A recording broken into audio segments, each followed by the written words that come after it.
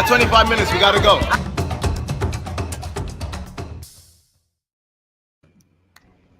Hey, happy Wednesday, everyone. Hump day.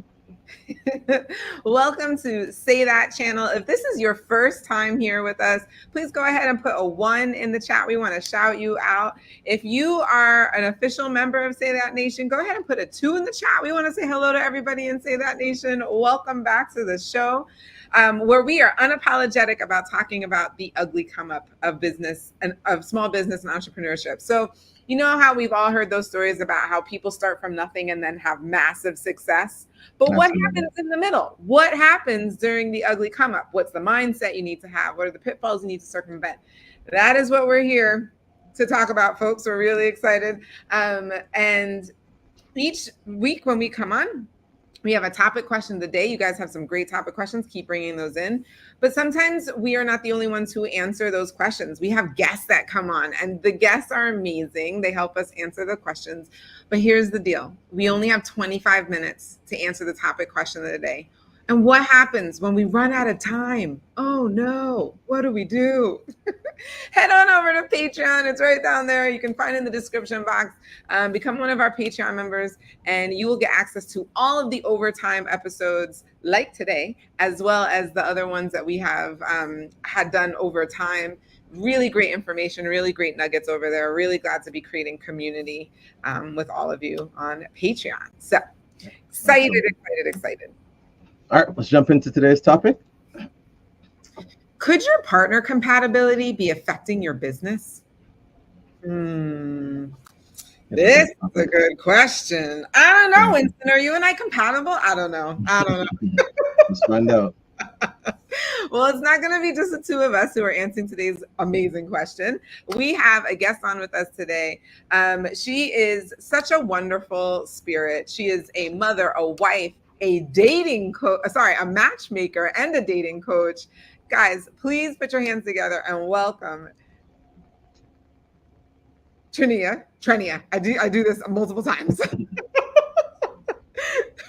Trenia Norfod. There we go. Our next guest.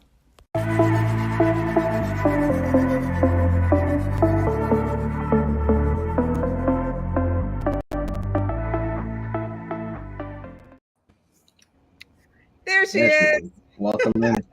Hello. We're so excited to have you as a guest on the show. We think you're the perfect person to answer today's topic question. But for folks who are meeting you for the first time, talk to them a little bit about how you became a matchmaker. So first of all, thank you both for having me, Winston and Janelle. I appreciate you for that. I'm excited to be here and talking about this subject. So I am a matchmaker dating coach. I started 11 years ago in Chicago. And why did I become a matchmaker and coach? I've been doing it. I was doing it as a hobby. And I just had my first child. And I'm like, you know what? Let me turn my passion, like my hobby, into a business. So I got certified, and the rest is history. But it's something that I enjoy doing. I've been a hopeless romantic from, I don't know, as early as I can remember, and helping people find love is something that I enjoy doing. It's a lot of work. It's a whole lot of work. But being able to, be invited to weddings of two people that you put together, being able to just get like beautiful testimonials. Thank you for helping me. Like, it makes it all worth it. So that's why I do what I do, and I will continue doing it. I love that. Yeah. Well, okay. So obviously, based on your over 11 years of experience, you are the best person to talk to about today's topic. What are your thoughts? Could your partner compatibility be affecting your business? Yeah. So short answer, 100%. It's important. So, I mean, from a business standpoint, personal standpoint, compatibility in partnership is important, right?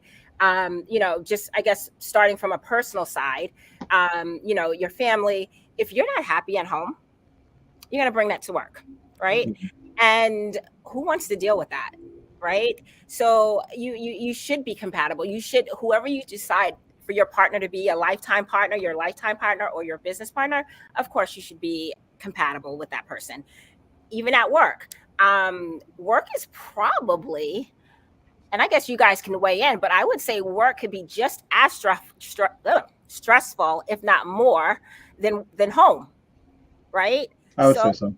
yeah, I mean, because that's where you're making money, right? You're generating a level of income so they can support your lifestyle. So that level of stress is already there, and to be able to work with someone that gets that stress, that can kind of feed off of your strengths, your weaknesses, your emotions, that's all important, right? So I mean, at home, at work, compatibility and partnership is key, and everything else will just jive. Everything else will just work. It'll flow.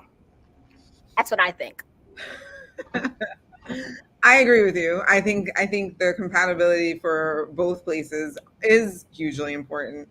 I'm curious to know, okay, so since you are the matchmaker and this is like your zone of genius, I'm curious to know or hear about experiences that you've witnessed where people, because they were like missing the compatibility with their romantic partner, if that, how that ended up playing or affecting their work or business life. Have you seen that occur? I would just say in life, period. So, like, for instance, I would say that communication, and as a matter of fact, your last episode, I don't know if it was your last episode, but one of your episodes where it's having difficult conversations, Mm-hmm. right? Where you kind of highlighted that. That's so important, right? Communication is very important. Being able to have difficult conversations, regardless, business, personal, because yeah, it will affect.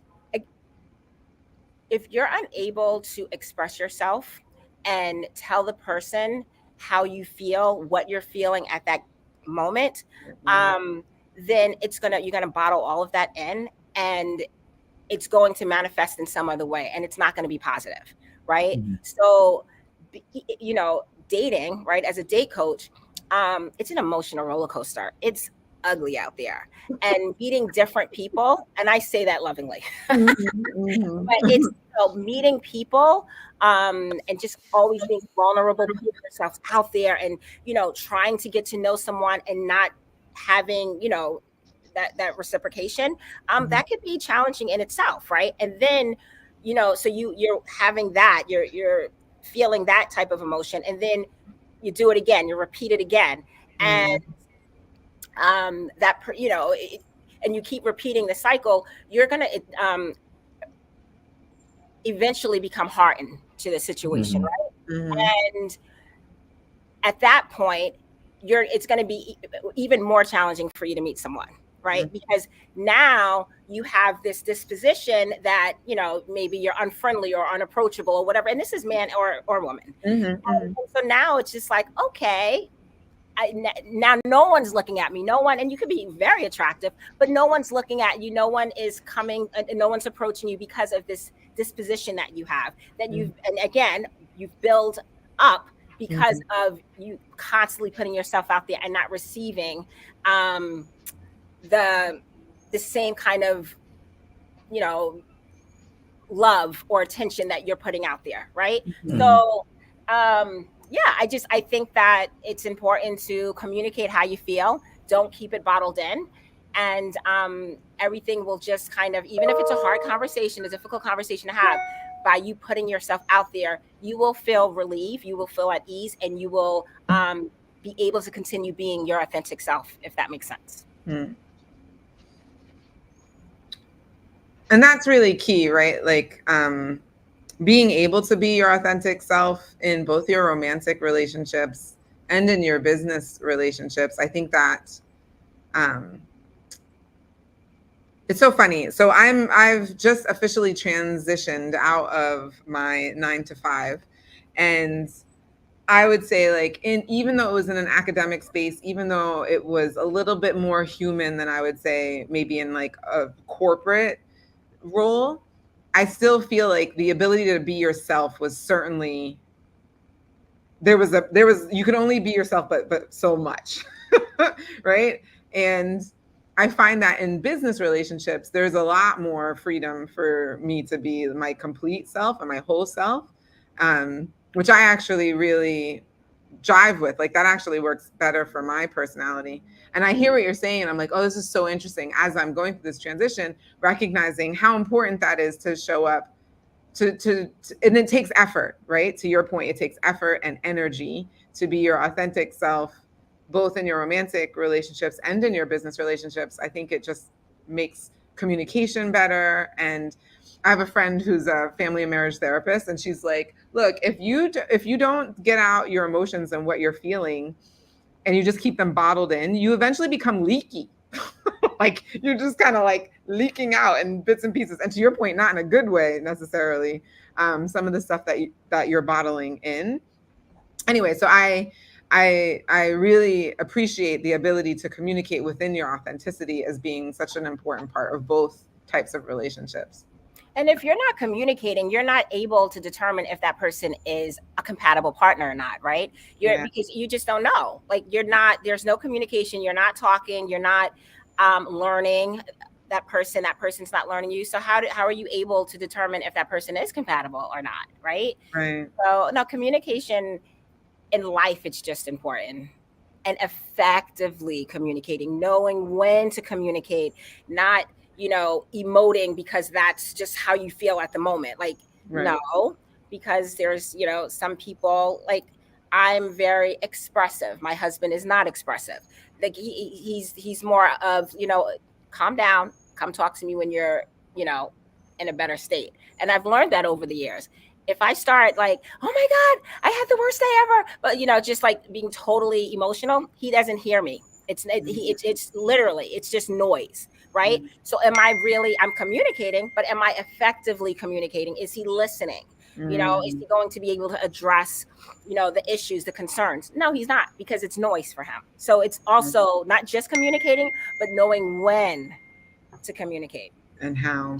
See, so just to jump in, what's interesting about what you're sharing, Trenia, is I hear that, and I'm wondering on the side, first for the person who's in that situation and they're just writing it off as, oh, he's not listening to me. There's an awareness that your place that you're speaking from, where in the culture I feel like we're a part of now, many people would throw out, oh, that's a red flag right there, girl. He ain't da da da da. You came home and you wanted to do this. And so I love that what you're sharing, and I'm pretty sure with a lot of people you work with, you're having to get over a lot of other type of marketing that to me is designed for people. Don't want people to be in relationships. That's just my idea when I see a lot of things out there. I think a lot of things are being marketed to keep people from searching or finding happiness. And I'll give you an example. Just that the idea of the word compatibility to me doesn't address what you just brought up, because that happened years in, where if you were looking at like a checklist when you first came in, you probably wouldn't have even gotten to a point of having to go through that with him, or learn that about yourself, or learn that about him and how you need to communicate with him. Does that make sense? I feel like right now people are just looking for, if you don't fit this mold, similar to a job. And I know we're kind of dancing between the whole corporate and personal, but I think it's very intertwined. Absolutely. If you don't fit these molds, similar to a job, you're canceled.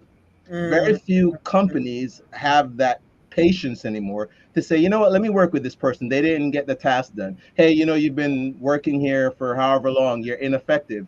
Let's put some programs to help get you up to speed. I don't feel like that's where we are anymore. I feel like when we find these things we don't like, I'm speaking from a male perspective clearly, but I think male and female now are quick to move on. And something my girlfriend shared with me was this woman making the notion, oh, because we're married, divorce is not an option for us.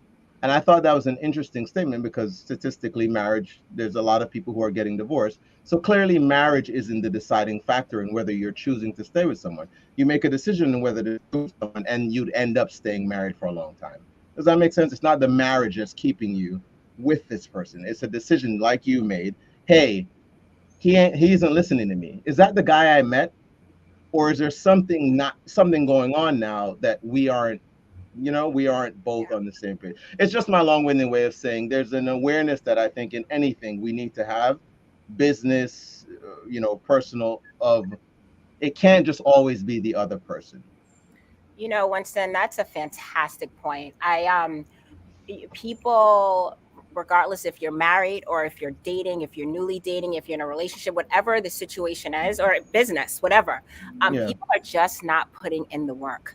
And it's a lazy approach, right, or attitude towards getting to know someone, forming a meaningful connection. Again, I don't want to just I want it to be a blanketed statement. I don't want to just focus on relationships or just business, because it's true. Just throughout life, people are not putting in the work to form a meaningful connection.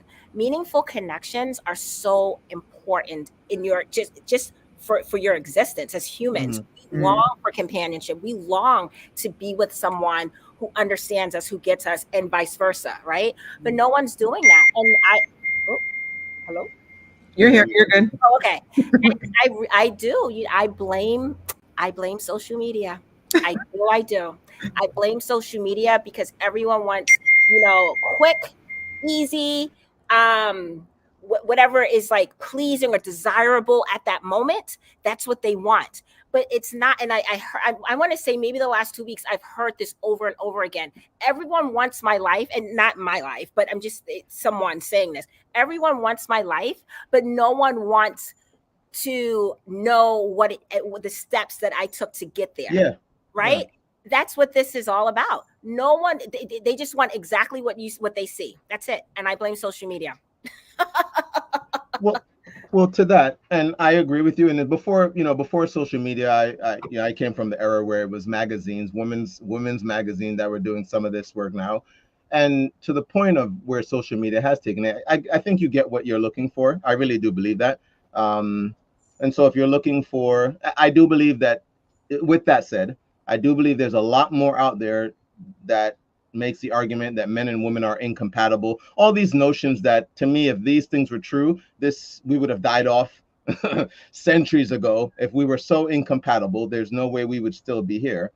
And I think access, and I think you can speak to this, but I think access to each other has shifted how we value each other. And what I mean is this: I agree with this woman that and I'll try and find what was shared with me so you guys can watch it. But just the idea that people do think, hey, it's easy to go find someone. I can go find someone. And so I think people's standards have lowered. And you mentioned effort. And I think where I push back is not knowing how much effort to put forward, because I feel there's a lot now that's, again, if these things are happening, people are saying you should just jump ship.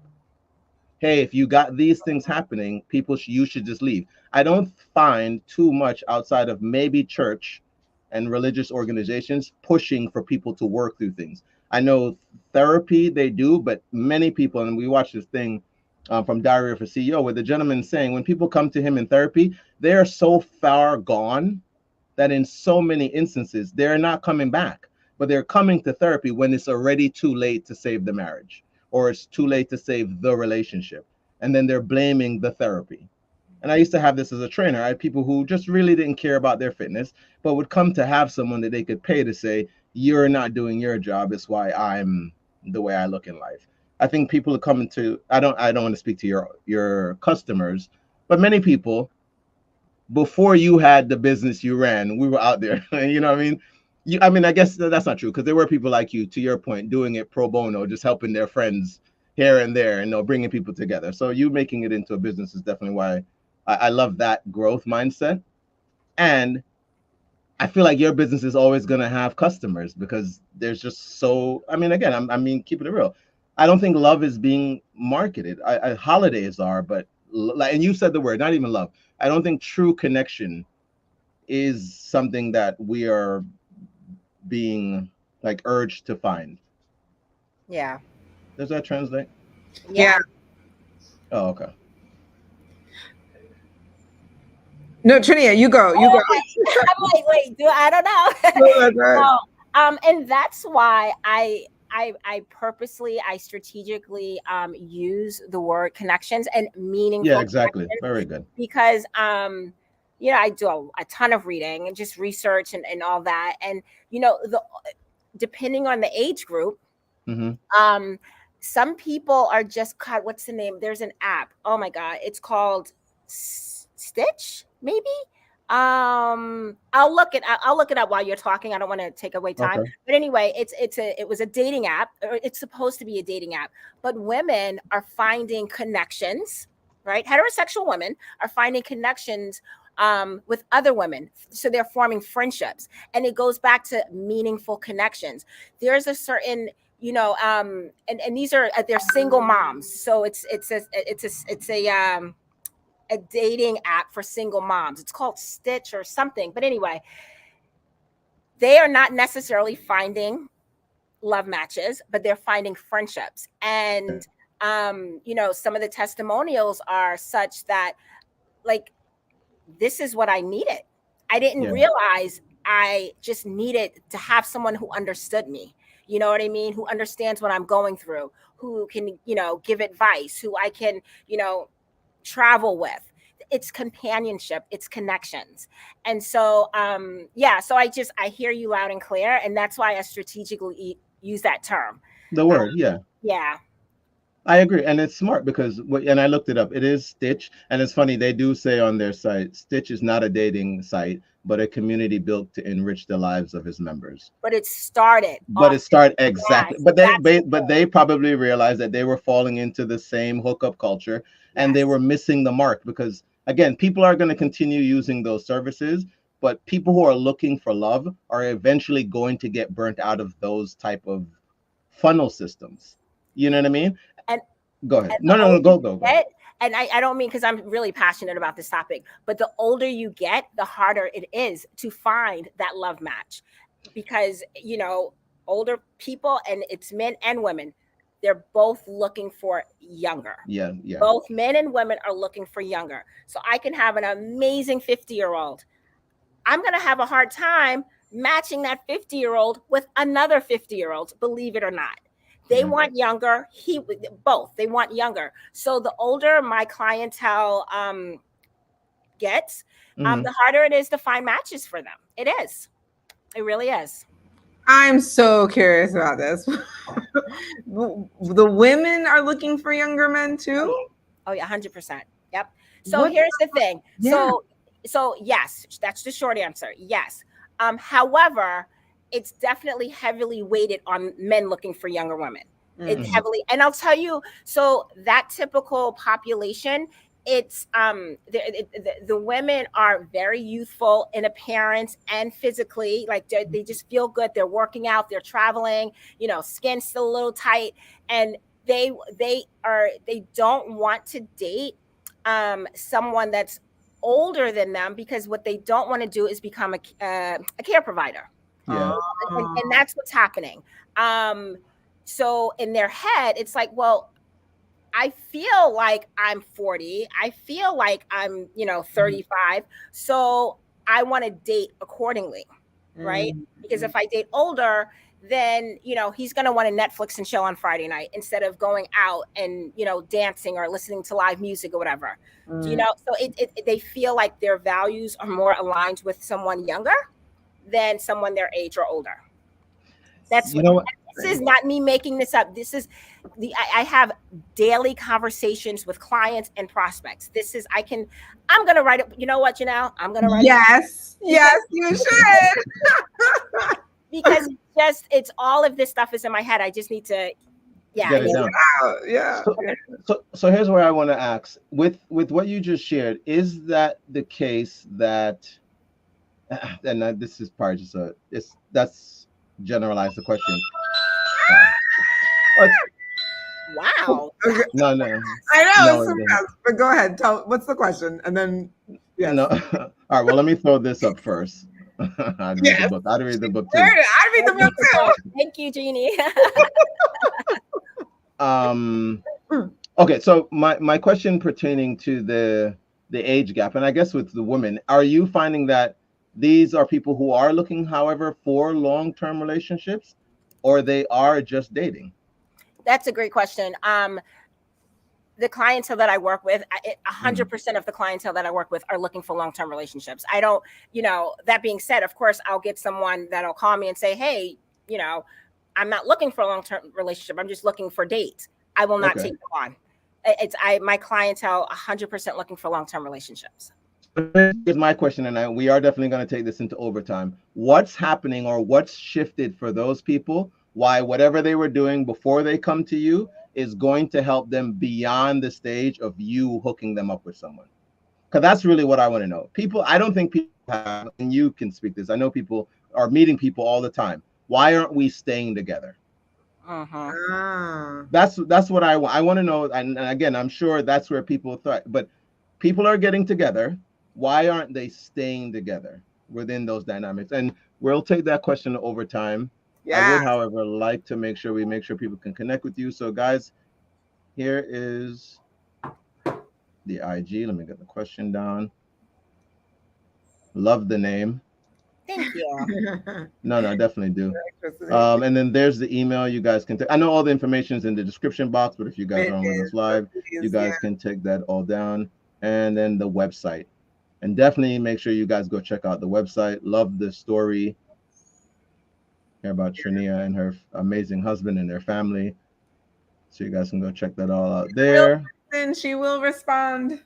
Yes, absolutely. I will respond. All right. So guys, give it some love, show it to her in the chat. We're going to move this conversation over to overtime, so you can find us on Patreon. There's a link again for that. But to everyone else, as always, remember, you deserve the good life. Say that. We'll see you guys next week. Overtime.